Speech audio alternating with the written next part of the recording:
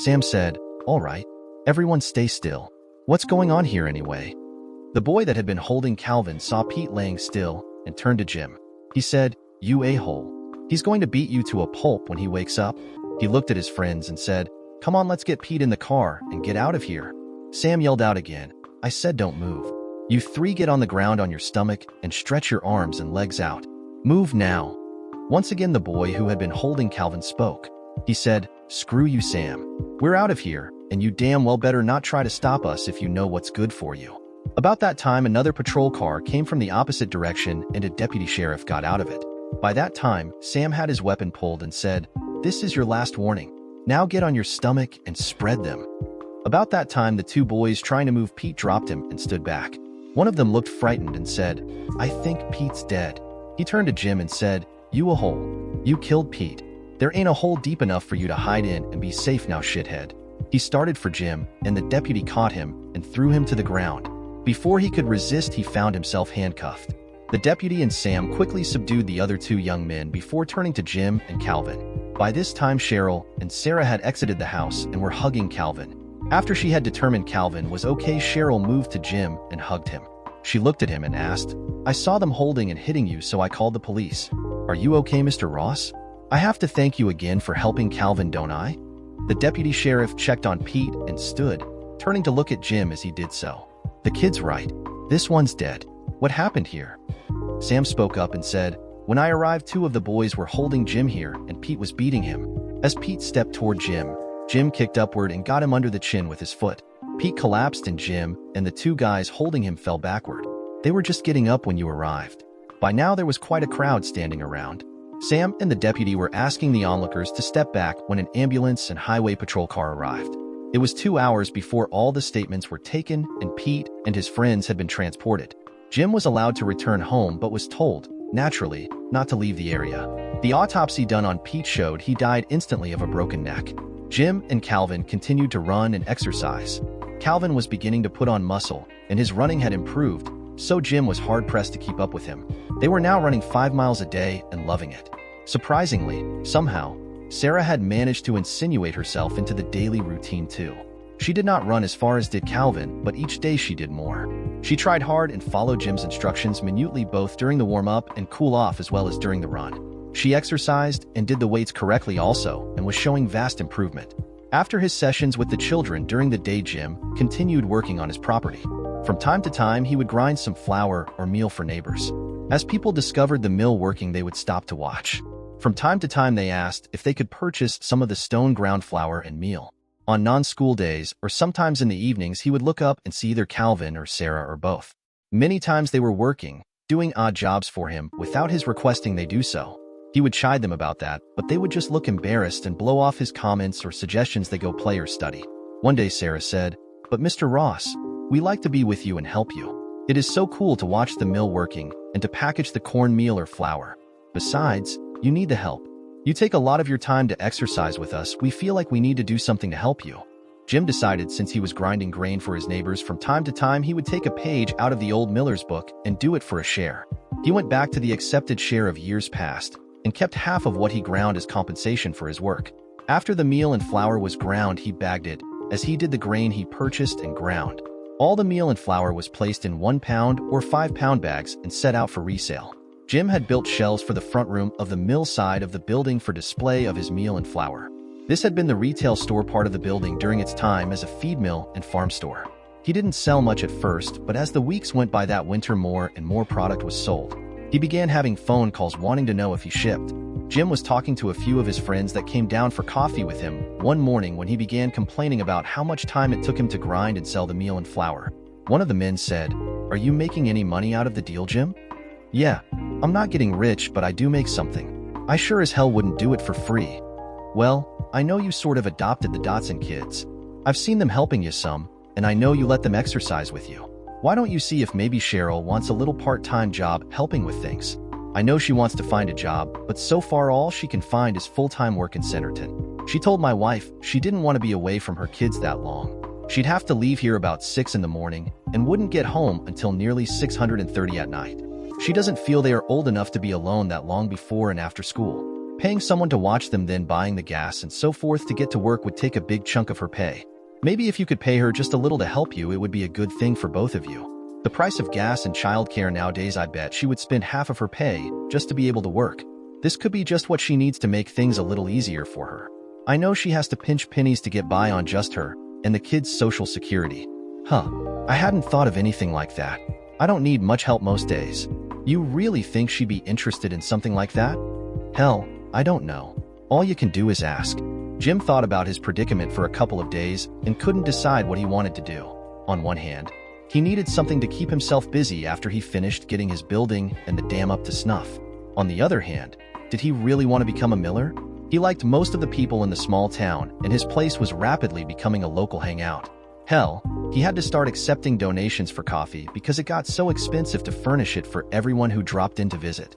He had bought a couple of small dinette sets at a rummage sale to set up in the mill store for guests to use. He had even brought an older easy chair out to the store for himself and had installed a small TV. Now people who came down started suggesting he get some soft drinks and snacks so they could have them available when they dropped by. If he was gone for some reason the next day, he heard about how disappointed his neighbors were that they had no place to loaf.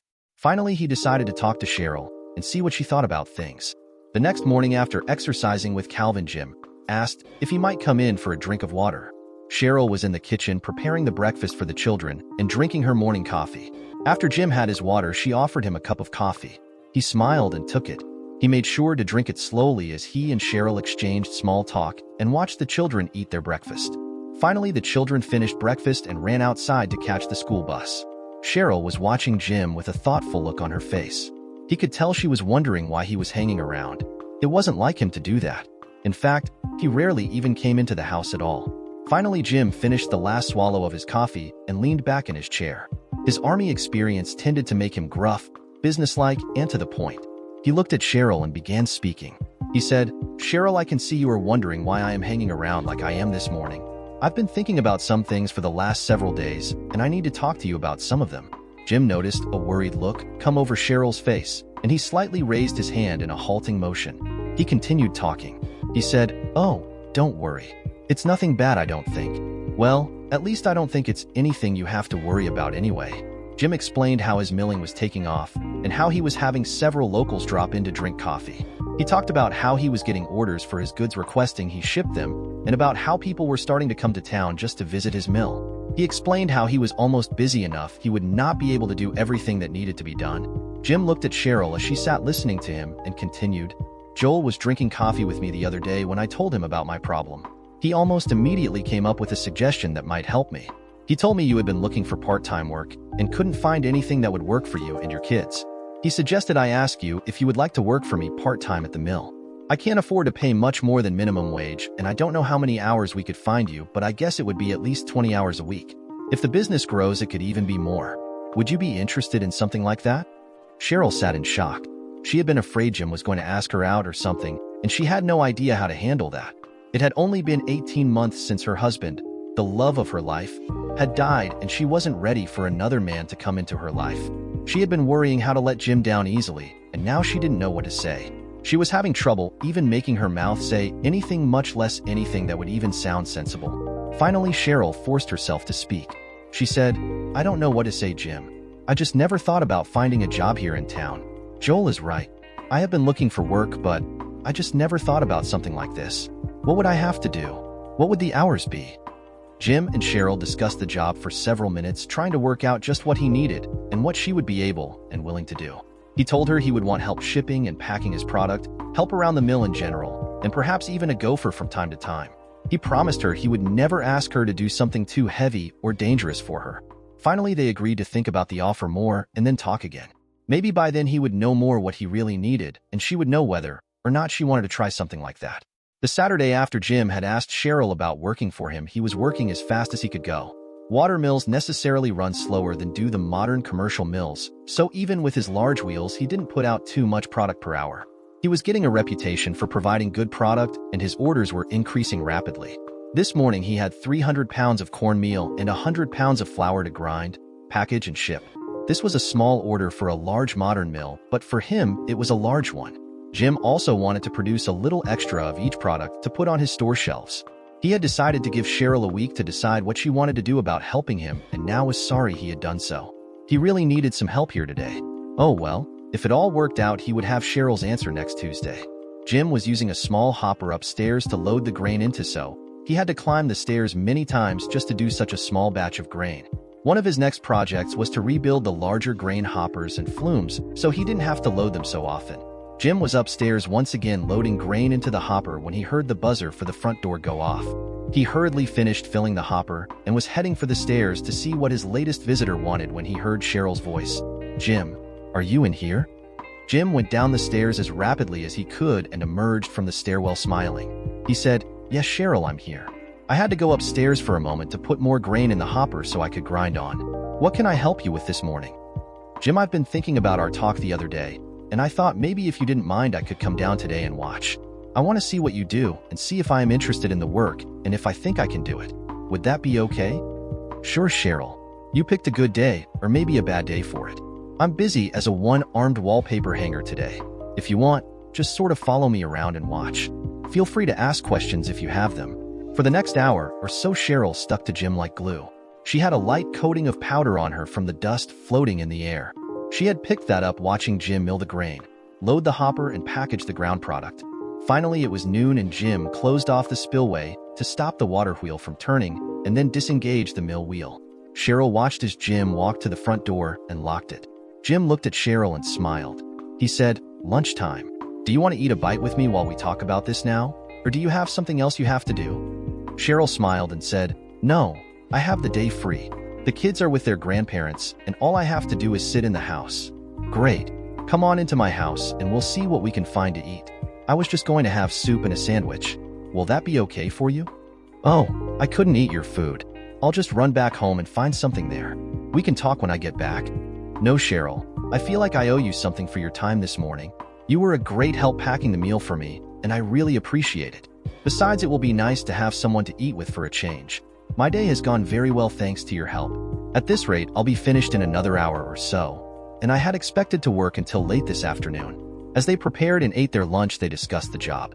Cheryl hadn't seen anything she couldn't do and said so. She did say she would rather not run the mill, but she was willing to do anything else if Jim wanted to hire her. Jim smiled and said, "Great. I'm happy with what I've seen you do this morning. Consider yourself hired." Jim and Cheryl discussed hours and work days. They finally decided she would work from 8 to noon 6 days a week and would be on call for extra time if an emergency came up. Cheryl's first official work day would be the following Monday. Cheryl had been working for Jim a week when he got a phone call from the prosecuting attorney. He was informed he was not going to be prosecuted for killing Pete. It had been ruled justifiable homicide as he was acting in self-defense and in defense of Calvin. Jim was also informed he would be called on to testify if and when the other 3 young men came to trial. Cheryl had taken the call and was watching Jim with a worried expression. After he told her the outcome of the conversation, he could see the tension leave her body. She said, "Good, Jim. I'm so happy for you. I was worried that you would go to prison for protecting Calvin."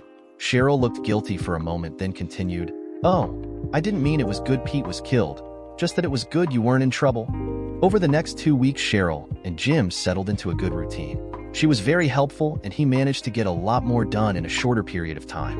He still had a lot of folks drop in for coffee and he enjoyed talking to them. From time to time, even Cheryl stopped for a quick cup with some of her neighbors. She listened to them complain about not having snacks or sodas and not having anywhere local to buy a few emergency grocery items. Almost daily, she had a thoughtful look on her face. One day after she had clocked out for the day, she sat down at a table and said, "Jim, can I talk to you for a few minutes, please? I've been thinking about what some of the guys have been saying about things and I have some ideas." Jim sat at the table with her and began drinking a fresh cup of coffee. He thought the coffee sure got better after she started making it. He leaned back and watched Cheryl. She looked nervous but determined. "Jim, I've been thinking about the snacks and things the guys are ribbing you about. You know, my husband used to tell me I was a pretty good cook, and I got to thinking if we could use your store here and your flour, I could bake some cinnamon rolls and bread and stuff to bring down here. Maybe we could sell them and increase your take. I wouldn't mind doing that, and it would be nice to have a few things like that to sell." Jim thought about that for a few minutes and then said, "Well, Cheryl, I just don't know. I don't have a health certificate and don't know how that would be looked at. Would I need a license? I had to get a business license and tax number to sell the flour and meal. I don't know if that would cover baked goods or not. I also need to know what you expect to get out of that too." "Oh, I don't want anything. I'll just make it while I'm messing around home and bring it down when I come in the mornings. No, that won't work. If you do extra work, you would need extra pay. I don't want to pay you for more hours though. Tell you what if we sell the things and deduct the cost of ingredients, then split the remainder 50-50? That seems fair. We could try it for a month, then if it didn't work, we could just stop. Jim and Cheryl discussed the new enterprise a little longer. Then she took a bag of flour home to make her first batch of rolls and bread. Cheryl showed up at the store a half hour early the next morning, looking flushed but excited. Her eyes were sparkling. By now, Jim had given her a key, and the first he knew she was there was when he heard a banging going on from the store. He opened the door between it and his living room to see Cheryl moving a display case. He watched as she placed wonderful-smelling cinnamon rolls, half a dozen loaves of fresh homemade bread, and some dinner rolls on the shelves. She even had a small ice chest with milk and orange juice and a few sodas inside. After Cheryl had things set up to her satisfaction, she stood back beside Jim and smiled. "There," she said. "Now we'll see if I'm right and things sell." Jim walked up to the display and sniffed. He reached out and felt the heat coming off the pan of cinnamon rolls. Jim turned to look at Cheryl and said, "Hey, these are hot. Did you bake them this morning?" Cheryl blushed and nodded her head yes. Jim continued, "I thought you were going to do the baking yesterday afternoon? My God, how early did you have to get up to do this?" Cheryl blushed a little more and almost whispered, "About 4. Jim looked at her and said, "Cheryl, that doesn't seem right. I'm not sure I like the fact you got up to work like this that early. I thought we had an understanding." Cheryl broke in on him and said, "Oh, hush. I had to spend the same amount of time either way, and we both know fresh hot baked goods are better than ones that have cooled off. Besides, I usually get up around 6, so I didn't lose much sleep." Cheryl got busy making the first pot of coffee. Then after it was done, she brought Jim a cup of coffee and a fresh cinnamon roll. She sat with him and had a cup and roll also. They were still nibbling on their roll and drinking coffee when one of Jim's regular visitors showed up. When he came in the door, his head came up and he stopped in his tracks. His eyes moved to the table, then over to the shelf with the fresh baked goods on it. He looked at the posted prices and his eyes lit up. He broke out with a big grin and made a beeline for the baked goods. Joel walked to the shelf, picked up a disposable cup for his coffee, a disposable plate for a roll, and loaded both down. He had already noticed the donation cup for coffee had disappeared, and in its place was a sign listing coffee prices as well as the price for the baked goods. Joel sat at the table with Jim and Cheryl. He took a bite of his roll, then closed his eyes in bliss. He sighed and said, "Damn, that's good." He looked at Jim, then Cheryl before asking, "Did you cook these, Cheryl?" Cheryl blushed and nodded her head yes. Joel laughed and said, "Well, they're darn good, woman. I bet they won't last long. You gonna keep on making them?" Jim spoke up saying, "We don't know, Joel. Depends on whether or not they sell well, and we can make anything on them. Of course, it also depends on the state and how many hoops I have to jump through for them." After he and Joel visited for a few, Jim rose and began his morning's work. On one trip through the sales room, he heard Joel on the phone. "No shit, Jim and Cheryl got some baked goods out now. I just had one of the best cinnamon rolls I've ever had. They even got fresh homemade bread and rolls too." By 9 a.m., the word had spread over town, and they were sold out of rolls and bread. Cheryl's eyes were glowing when she reported to Jim. She said their profits were almost $44 that day on 10 loaves of bread, 2 dozen cinnamon rolls, and a dozen dinner rolls. For the rest of the week, Cheryl continued to bake in the morning, and each day she increased her offerings. Almost every day they sold out before the end of the day. Finally, on Friday, she and Jim sat talking after they had closed at noon. Cheryl said, "Jim, I'm sorry. I think I've reached the end of my string. I'm having to get up now at 3 a.m. and I just can't bake anymore, but I know we can sell it if I could. I just don't know what to do." Jim sat for a moment, then he said, "Well, Cheryl, first off, getting up at 3 is pure bullshit. I won't have that. A few dollars isn't worth that to me, and if you need the money that bad, we need to think about how to get it for you without you losing that much sleep." Cheryl looked shocked for a moment, then she said, "Oh, I'd be lying if I said the money wasn't helping, but that isn't the whole story. I love doing this. For the first time in my life. Well, for the first time since David died, I'm having fun again, and I owe it all to you.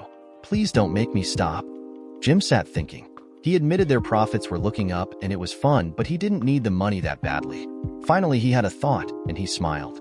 He looked up at Cheryl and said, "Well, how about this? You get your first batch of stuff cooked, then bring it and your dough over here and cook more in my oven. That way you can cook while we work here and won't have to get up as early. In fact, you can even begin sleeping later again. If you promise to do that, I will go along with making what we are now. The licenses weren't too hard to get, but I sure would hate to waste them now that we have them." One day Jim was in Centerton buying supplies when he drove past a restaurant supply house. He had a brilliant idea and drove back to the store. When he came back out, he was over $5,000 poorer, but he had a smile on his face and a bounce in his step. He finished his shopping and returned to Wilson's Mill. When Cheryl saw him come into the store, he was still smiling. She smiled when she saw him and walked up to him. "What's up, Jim? I haven't seen you smile like this ever, I don't think." "Oh, nothing. Just had a good day for a change and was remembering a couple of good times I had in the past. How about helping me unload a bunch of stuff? Then you need to get on home. It's almost noon and you're quitting time." As they were beginning to unload, Cheryl's children came into the store. It was a Friday and they only had a half day of school. They had received permission to get off the bus at the mill instead of riding it home and waiting for their mother to get back. After greeting the children, Cheryl sent them to one of the tables to begin their homework while she and Jim resumed unloading his truck. After they had brought all the purchases inside, Cheryl looked at the stack of dry goods, then turned to Jim. She said, "Jim, there seems to be a lot more here than I had put on the list. In fact, it looks like you bought almost twice what I listed. Why did you buy so much?" "Well, I was looking at the list and the prices on the individual items. I noticed Sam's Wholesale Club sold many of the items on your list cheaper if I bought them in case lots. It looked to me like most of it would not spoil if we didn't use them rapidly, so I just increased your quantity to take advantage of the cheaper case lot prices. We have plenty of room to store things here, so why not? Besides, maybe now I won't have to go to town as often." Cheryl and Jim were rearranging display shelves and putting his purchases up when Calvin called out to his mother. He said, "Mom, I don't understand this. Can you come over and help me for a minute?" "Oh, not now, Calvin. I'm working. Can't you wait until we get home?" "I can't take time to help you now. I'm on the clock." Jim looked over at Cheryl and said, "Oh, go Cheryl. Take a few minutes if you need to and help Calvin." "I don't mind." "No, if he needs help I can do it at home. We will have plenty of time there after work." She looked at Calvin and continued, "Calvin, why don't you just put that away and work on something else until I have time to help? I shouldn't be more than an hour longer here." Jim walked past Calvin's chair and saw he was working on math. He glanced at Cheryl, then pulled out a chair beside Calvin. He said, "Maybe I can help a little, Calvin. Since I'm not being paid by the hour, maybe the boss won't get upset at me if I take a minute or two." "What's the problem here?" Calvin explained the problems and Jim pulled the book between them. Like many children, Calvin was having trouble setting up word problems. Jim turned back to the beginning of the section Calvin was working on and began explaining the idea behind the lesson. When he had covered the section, he read the first problem Calvin was having trouble with and began asking Calvin questions about it. They talked about the problem and Jim showed Calvin how to write down what the problem gave him to work with and how to write down what they wanted him to figure out. Then Jim had Calvin set up the equation, and when he had trouble, he showed him how to do that. After about 5 problems, something Jim said seemed to make sense to Calvin, and he got a big grin on his face and set up and solved the remaining 4 problems in the assignment all by himself. Jim was smiling and laughing with Calvin as he crowed about how easy the work was. All at once, Jim looked up and saw Cheryl was sitting across the table by them and staring at Jim. He looked at the clock on the wall and saw they had been working for over 2 hours.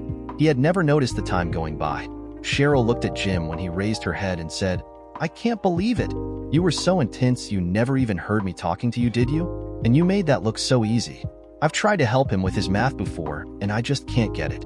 I do better than Calvin does, but I still can't do some of the problems. You were wonderful. Thank you so much." "Yeah, thank you, Mr. Ross. I really appreciate it. You're so good to us. Sometimes I wish." Calvin stopped talking and looked first at his sister. She had a cloudy look on her face. Calvin began putting his books back in his backpack. His mother said, "What, Calvin? What do you wish? You know it's not polite to begin a sentence, then just leave it hanging." "Oh, nothing, Mom. I just had a stupid thought. I need to do more thinking, and I want to try to figure this one out on my own if I can. I'm sorry." Cheryl stood and said, "Well, come on, you two. You've bothered Jim too long this afternoon. Now we need to get home and take care of our chores before bedtime." Jim smiled and watched them leave. He shook his head in surprise when he heard Sarah lambasting Calvin as they followed their mother across the loading dock and parking lot toward where she parked her car. He thought he heard her angrily whisper, "Calvin, you dummy. You almost ruined it all. Why can't you keep your mouth closed?" That afternoon, after Cheryl and the children left, Jim began remodeling his storefront. He had plenty of room because the store was 60 by 30 feet, and they only had the 2 tables and 3 shelves in it for displaying their small amount of baked goods, coffee, and milled items. Jim moved the flour and cornmeal shelves to the far end of the room. placed the coffee and bread display in the center of the room, and moved the tables to the center also. After he did that, he measured out from the wall, separating the store from his living quarters 15 feet, and built a wall with a 30-inch countertop like a breakfast bar in his home. He left a large opening on the inside side of the bar and a smaller one near the front of the store. After the wall was built and countertop installed, Jim began wiring outlets for 110 and 220 volts along the wall, separating his living quarters from the store and the stem wall the counter was on. It was 10:30 that evening before he finished, but he was happy. The last thing he did was move in 4 bar stools to place on the store side of the counter. When Cheryl arrived the next morning, she stopped in surprise just inside the door. She looked around, then turned to a grinning Jim. "My gosh, why did you do all this? You must have worked all night to get this done. What are you going to do with the area behind the counter?" "Oh, I just thought we needed more work area. We'll put some tables and stuff over there, and we can work there instead of in the back." About 9 a.m., a large white delivery truck drove into the parking lot and backed up to the loading dock that ran the length of the front of the building. The driver and his helper came into the building and Jim met them. Jim took them into the space he had built and showed them the area. The 2 men were nodding their heads and talking quietly. They then went back outside and opened the truck doors. Jim stood back and smiled while watching Cheryl. Cheryl stood watching the men with a puzzled look on her face, then she gasped and held her hands to her mouth. She just stood and watched in silence as the men brought in a commercial range, oven, small commercial cooler, and several feet of stainless steel work tables. They even brought in several commercial stainless bowls and baking pans, as well as a large commercial mixer and a pastry display case that was placed at one end of the small lunch counter. Everything had obviously been used before, but it was in great shape. After everything was in the building, the men got busy installing the items. In 3 hours, an entire small cafe kitchen was set up in the newly remodeled end of the room. The 2 men had even waited while Jim hooked up the gas stove to an existing propane line so they could show Cheryl how to operate everything. Jim shook their hands and thanked them for their rapid and efficient delivery and installation. When he turned back to the store, he found Cheryl sitting at one of the tables staring at the new kitchen and crying. Jim walked up and stood looking down at her. Without thinking, he put his hands on her shoulders. Cheryl looked up at him, then jumped to her feet and threw her arms around him. Before he could react, she gave him a nice kiss and stepped back. "Oh, thank you. It's just perfect.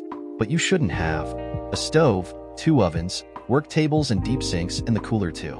Oh, I just don't know what to do." All at once, Cheryl ran into Jim's apartment and returned with buckets of water and cleaning supplies.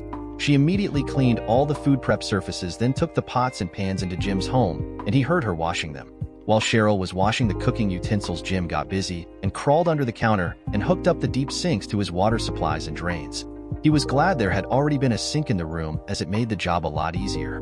By the time everything was clean and ready to go, it was past closing time. A very tired Cheryl went home, and Jim locked up and went into his quarters. Jim showered and made a sandwich for supper, then collapsed on his couch to watch TV for a while before going to bed. He never made it to bed. At 5:30 the next morning, Jim heard crashing and clanging coming from the store. He struggled up from where he still laid on the couch. He guiltily turned off the TV and poked his head out of his living room into the store. He stood in amazement as he watched Cheryl begin her baking. After she had the first batch of bread dough mixed and rising, she turned to him with a smile. "Jim, this is wonderful. I have lots more room to work than I did at home, and I can do several batches of bread dough at a time. Jim, aren't those the same clothes you had on yesterday?" Jim looked sheepish and said, "Yeah, I guess I'm getting old. You worked me so hard yesterday and night before last that I never made it to bed. I was laying on the couch watching the news before I cleaned up and went asleep. I fell asleep during the news, and you woke me up when you began working this morning. I'll be back out in a few minutes. I guess I need to shower and get into some clean clothes, sorry." Jim went into his bedroom and began cleaning up. He never heard Cheryl as she walked into his home and rummaged around in his refrigerator. She left as quietly as she entered. When he walked up to his stove to prepare his breakfast, he found a note on it. "Jim, please come out into the store for a moment before you fix your breakfast. Cheryl." Jim wondered what that was all about, but he knew Cheryl didn't usually ask for something unless it was really necessary, so he went. He was afraid there was something wrong with the new equipment. When he opened the door, he saw Cheryl busily working at the stove. Nothing seemed to be wrong. When Jim walked up beside Cheryl, he saw she was cooking eggs, ham, and potatoes on the new stovetop. She had bread toasting in a skillet on another burner. He smiled and said, "Wow, that sure looks good, but why are you cooking breakfast out here? I am perfectly capable of making my own breakfast if that is for me. I've been doing it for years now.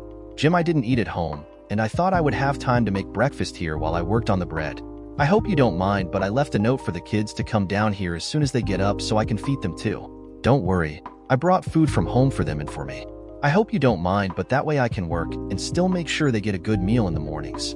Jim felt guilty and said, "No, of course not. I know you need to take care of your children. I never even thought about their breakfast. I'm sorry." "Oh, don't be sorry. Everything here is so wonderful and I can do my baking and make breakfast here so much easier than I can at home. I would really rather be here. Besides, the kids don't mind.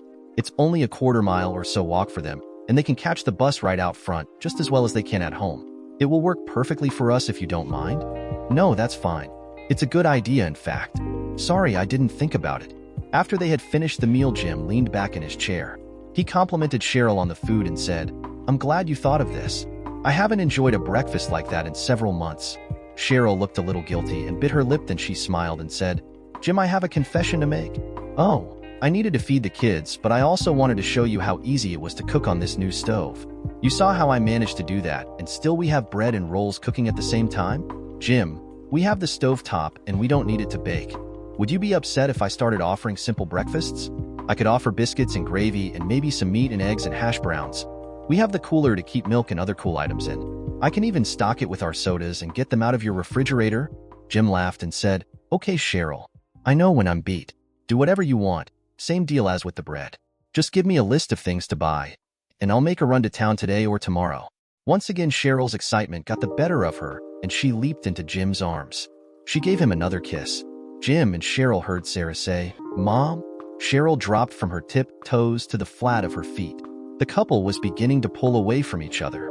Cheryl blushed, and just as she was stepping back, they heard a cough. Joel said, I know it's not 8, but I saw the door open. Sorry if I interrupted. Holy shit, when did you all do all this?" Joel walked through the door. He stopped and said, "Hey Jim, are you opening early now? This the second day this week. I found ya all here working just after 7. Joel looked at the dirty plates on the table, then he started to speak again. Cheryl turned and led Joel to a chair. She pushed him back and brought him his first cup of coffee, then sat with him and Jim as they explained to Joel what the idea was. Joel grinned and leaned back in his chair. He said, "Wow, gonna serve breakfast too, huh? Man, that'll be great for working stiffs and some of us old codgers that are alone and don't like to cook. I'll be here with bells on and I'll pass the word. When you gonna start?" Cheryl looked over at Jim, then answered Joel, "We aren't sure when we will have everything ready, but I am ready to cook as soon as Jim gets me some supplies. I even have a small whiteboard at home we can use for the menu and prices." She looked at Jim and continued, "Jim, when can you go to town and buy things?"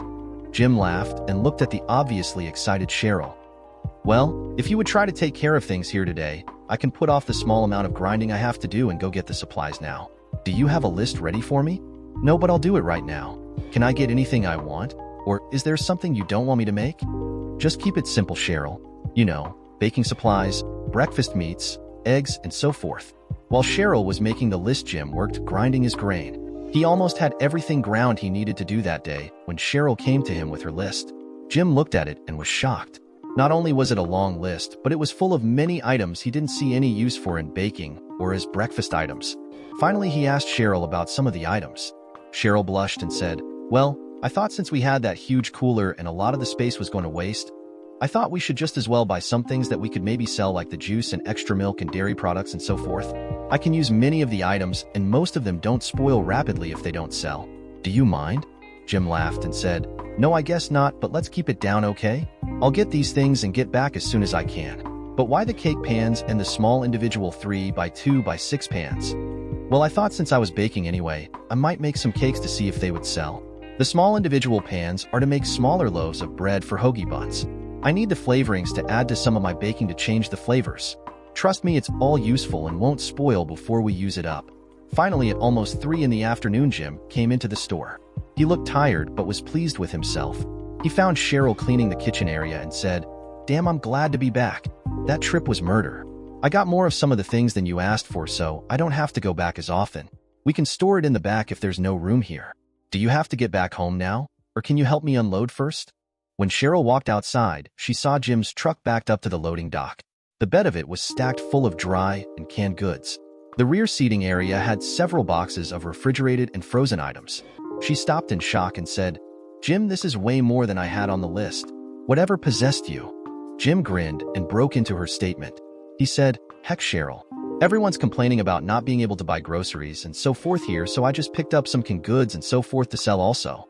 We have room to display it in the store, and if it doesn't sell, I can eat it myself. I didn't buy anything I won't eat."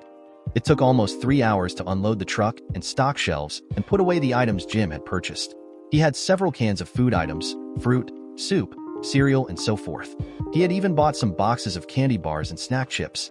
When they were finished, the cooler was filled with eggs, butter, cheese, bacon, sausage, ham, and lunch meat. There were also tomatoes and other perishables. In short, they had almost a full but small selection of sandwich items.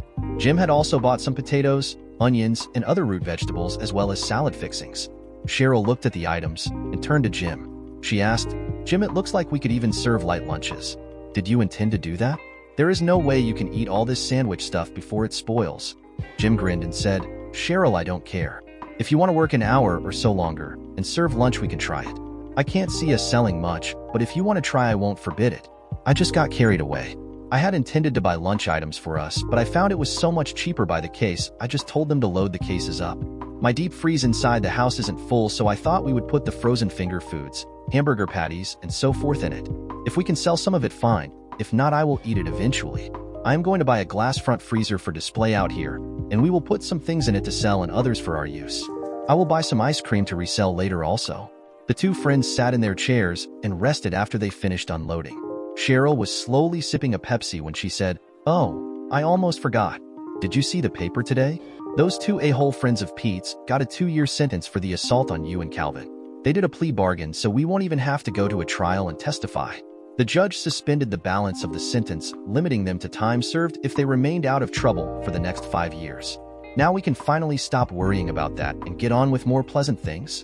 Over the next few weeks, to Jim's and Cheryl's surprise, the lunch menu was a big hit also.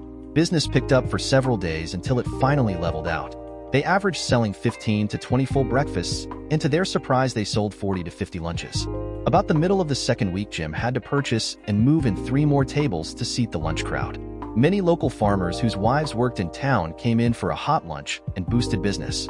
For lunch, they offered hamburgers, cold-cut sandwiches, and chips or baked French fries. The customer could also have a can of soup of various flavors. As time progressed and winter roared through the area, the soup option became so popular, Cheryl decided to have a daily soup special. She would make one of 3 or 4 kinds of homemade soup and serve crackers or a sandwich with it. The type of soup varied daily. From time to time, she would be asked for a steak or something like that. She asked Jim if she could also make a plate lunch special.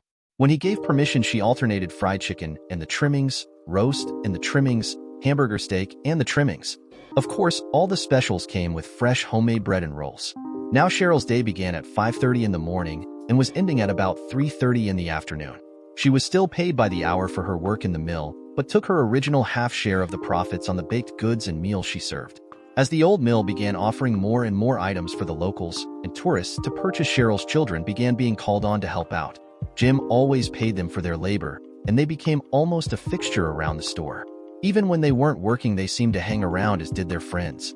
Jim found himself sitting at a table many afternoons helping one or the other with their homework, while Cheryl looked fondly on. As time progressed, the Wilson's Mill Cafe began offering pizza and finger foods too. This was a hit with the children and younger people. One afternoon, Jim and Cheryl were relaxing, talking in the easy chairs they had drug into the store for their free moments. After they had finished discussing business, they began just visiting. Jim looked over at Cheryl and said, "Cheryl, we've worked together now for about a year, and we seem to get along real well. Hell, even your kids have began dropping by and spending time here with us and helping. I hope I'm not overstepping my bounds here, but I enjoy your company. I was wondering if you would like to go out with me Saturday evening after we close up?" This time, Cheryl didn't even take time to think about Jim's request. She had become so used to being with Jim that it seemed the most natural thing in the world to go out with him. She didn't even say yes. She just asked, "What time should I be ready? What do I need to wear? Have you decided where we are going?" Jim smiled and replied, "We can leave whenever you want, but I was thinking about 6-ish. That way you could feed the kids before we left. As for what to wear, I guess that's up to you. I wanted to get a nice steak somewhere, but not in a fancy place. Maybe we could go to Lone Star or somewhere like that." That was the beginning of a new chapter in Jim's and Cheryl's friendship. By now they knew each other so well they were beginning to communicate non-verbally. Now sometimes when they walked past each other in the store, they would reach out to touch. Occasionally 1 or the other would walk up and initiate a kiss. After 3 months of weekly dating, Jim asked Cheryl if she minded if they didn't have their normal Saturday date. She felt her chest tighten and her eyes watered. Her voice broke when she answered. She said, "No, of course not if that's what you want." Cheryl sat there for a moment, then turned to look at Jim. She asked, "Jim, did I do something? Is something wrong?" Jim looked startled and for the first time realized Cheryl was upset. He said, "Oh, honey, I'm sorry. Damn, I'm just being stupid. Didn't I tell you my kids were coming in tomorrow afternoon? I have to pick them up at the airport and didn't think I could get there and back before we normally left. I really didn't want to leave them here alone either. I just thought we could maybe have a family dinner Saturday and Sunday at noon. Of course I meant for you and Calvin and Sarah to come too." Jim rose and walked to a now weeping Cheryl. He gently pulled her into his embrace and continued talking. "I didn't mean to upset you. I was just thinking of efficiency and I never thought how my question might sound to you." Cheryl smiled and reached her head out to give Jim a gentle kiss. She said, "I'm sorry, honey. I guess I'm wearing my heart on my shoulder. I am just so used to us being out Saturday night I never thought. I had completely forgotten your children were coming. Forgive me?" "No, there's nothing to forgive you for. I'm the one who upset you. I'm sorry, and I'll try to do better in the future. And there is one thing I suppose we need to talk about. I was going to wait until after the kids were here, but the more I think about it, the more I think maybe now is the time. I feel like I know you much better than I did Della before we got married, even though we've only been dating officially for 3 months. We have worked together for well over a year and seen each other almost daily during that time. Cheryl, I know I love you. I think you feel that way about me too, so I was wondering if you would marry me? I was going to leave a little early tomorrow to buy a ring. That's one reason I wanted to go alone besides needing the room in the truck." That was as far as he got. A radiantly smiling Cheryl wrapped her arms around him and gave him a deep kiss. She pulled back and said, "Okay, Jim, I would love to marry you, but I don't need an engagement ring. I will be just as happy as a clam with just a plain old wedding ring. I'll have you in our store here. I have my kids and a new life with the man I love. That's more than enough for me, honey. It's more than I ever thought I would have again when David died." "I couldn't do that to you," Jim said. "Every woman wants and needs an engagement ring. Why don't we go to town together to pick out a nice ring after the kids leave?" "No, how about if we don't? I told you I don't need an engagement ring. I will go with you and pick out our wedding rings though if you want." That Saturday, Jim left in time to meet his children and their families at the airport. There was an hour between the arrival times for the 2 flights, but that was not enough time to take his son, who arrived first, home and returned to pick up his daughter. Jim and his son and his family sat in the airport and visited while they waited on the arrival of his daughter. After the happy reunion with Patricia and her husband, they all wandered into the parking lot for the trip home. The bed of the truck was full of suitcases and the cab full of happy, chattering family. About halfway into the hour-long drive, Jim slowed the truck and said, "Kids, before we get home, I need to talk to you about something. There is going to be a woman and 2 kids at the mill when we get there. You know I've told you both about Cheryl, the woman that works for me and her kids?" Patricia and Harold both said they remembered him talking about her, and Harold said, "Yeah, Dad, I remember. I even met her a couple of times I think when I visited before. So what's the deal?" "Well, you know I loved your mother with all my heart, but it's been over 2 years now since she died. I asked Cheryl to marry me Thursday night, and she agreed. I thought you should know before we got there. I know she will never replace your mother, and I don't want her to do that, but I have really fallen in love with her and those 2 kids of hers. We are working way harder than I ever thought about when I restored the old mill, but it is all fun. We are together all day, and her kids even come over evenings, and we do homework in the store. I'm not lonesome anymore except when she is not with me. I hope you can accept this, but it is a done deal." Patricia said, "Wow, Dad. I should have seen this coming, I guess." She always answered the phone when I called, even some evenings after the store had closed. "I could tell when you talked about her that she was more than an employee. It'll take some getting used to, but if it makes you happy, we don't have much to say about it. Congratulations. I can't wait to see her in person." When Jim drove up to his home, he saw Cheryl and the children sitting on the patio beside the living quarters. They rose and walked toward the truck as everyone exited the vehicle. Jim's family stood beside the vehicle and watched Cheryl walk up to him. She gave him a gentle kiss and cuddled under his arm as he turned her to everyone and began introductions. As soon as the children were introduced, they wandered off and began playing as children do. Soon the adults could hear laughing and splashing as items were thrown into the stream. Jim and the men picked up the bags and carried them into the house for distribution to the rooms they were to share during their visit. Cheryl and the women disappeared into the kitchen to complete the meal and become better acquainted. Over the weekend, Cheryl became more comfortable with the family. The second evening after Cheryl and her children had returned to her home, Patricia and Harold found their father sitting on the patio watching the sun set over the hills. They sat in chairs with him and Patricia said, "Daddy, I think that woman loves you very much and her children adore you. Since Mama can't be with you any longer, I am so very happy you have found someone to take her place. Harold and I know you don't need our permission to marry her, but we wanted to let you know you have it and our approval." Late the next day, Jim loaded his children and their families back into his truck to deliver them to the airport. After their flights departed, he drove to the mall and went to a jewelry store. He spent some time looking at engagement and wedding rings. He found one set he loved and almost bought it for Cheryl. Finally, he remembered how adamant she was about the rings and just asked the jeweler to set it aside so he could bring her back to look at it. Before he returned home, Jim stopped in Sam's Club to stock up on supplies. He really wasn't looking forward to unloading and storing them when he returned home, but it did save him a trip back to town. He enjoyed his family visiting, but he had to admit he was sure exhausted afterward. When Jim returned to the mill, he saw the light still on. He wondered if Cheryl had forgotten to turn them off when she left for her home, or if she was still there for some reason. Jim backed the truck up to the loading dock and wearily walked up the stairs. He opened the store door and then turned to take the first load inside. After he got the supplies stored, he knew he needed to start straightening his house. It was not a disaster, but it still needed some touching up after the long visit. Jim was on his second load when the door from his living quarters opened and all three of the Dotsons came out. Cheryl walked up and wrapped her arms around Jim, then gave him a soul-searing lengthy kiss. She pulled back from him, looked into his eyes and smiled. She said, "I'm glad you're back, honey. I bet you thought I would leave you to do all this heavy work by yourself, didn't you? Now come on. Let's get things taken care of so we can get to bed." After they finished unloading and storing the supplies, Jim kissed Cheryl and thanked her for her help. He had to admit, he was just too tired to watch her and the children get into their car. Of course, other than sentimentality, there was no reason to do so. Since Pete and his friends were out of circulation, there was no danger at all here in Wilson's Mill. After the hug broke, Jim turned and trudged back into his house. He didn't even stop in the living area other than to turn lights out as he went. Jim was in his shower preparing for bed when he thought he heard voices, but he knew that couldn't be. Finally, he decided someone was along the stream, and he went on with his shower. He was shampooing his hair when he felt a draft, then heard the rustling of the sliding glass shower door.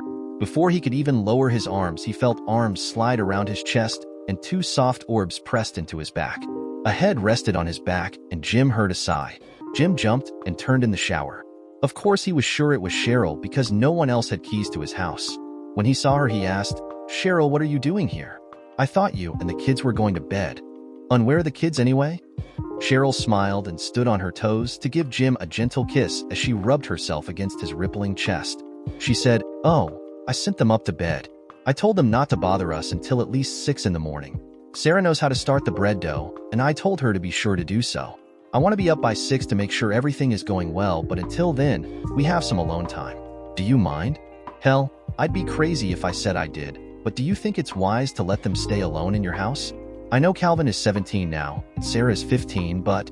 Cheryl laughed and said, "Oh, honey, I didn't say they were at our old home. I said I sent them up to bed." By then, the two lovers were rinsed and had turned off the shower.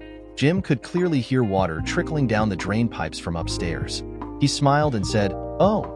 Jim pulled Cheryl to him once more, and they kissed and fondled each other the entire distance from the bath to Jim's king-sized bed. They lay next to each other, and Jim began kissing Cheryl as his hands began their slow dance across her beautiful body. They made love, and once done, both lovers drifted off to sleep. Neither Jim nor Cheryl woke during the night. Jim was rousing from his slumber and becoming angry. He couldn't move his right arm, and it was tingling heavy, as if it was asleep. There was also a loud pounding on his bedroom door. He could hear yelling coming from the other side of the door. Finally, he woke enough to remember the past night and to know what was going on. Someone was trying to wake them. He was just about to answer when his door slowly opened and Sarah came a step into his room. She was saying, "Mom, wake up. You told me to get you up at 6. I came and woke you, but you didn't come out. Now get up, I don't know what to do next." Mom, where are your clothes?" Sarah blushed and turned sharply away from the bed. She ran out of the room. By then, of course, Jim and Cheryl were finally awake. Cheryl was blushing also as she jumped from the bed. She grabbed a robe Jim had not noticed the night before and rushed from the room. After he dressed, Jim walked into the store. He saw Cheryl sitting in her chair hugging Sarah. Jim walked to the already prepared coffee and poured a cup for himself and Cheryl. Jim handed Cheryl her cup and sat in his chair beside the two women. Cheryl spoke quietly to Sarah once more, then turned to smile at Jim. She said, "Well, now that that's settled, I need to get dressed. I'll be right back." After Cheryl left, Sarah sat in her chair and looked over at Jim and blushed. She said, "I'm sorry I busted in on you, Jim. I just never. I mean, when I have to wake Mom up at home, sometimes I have to go into her room there too, and..."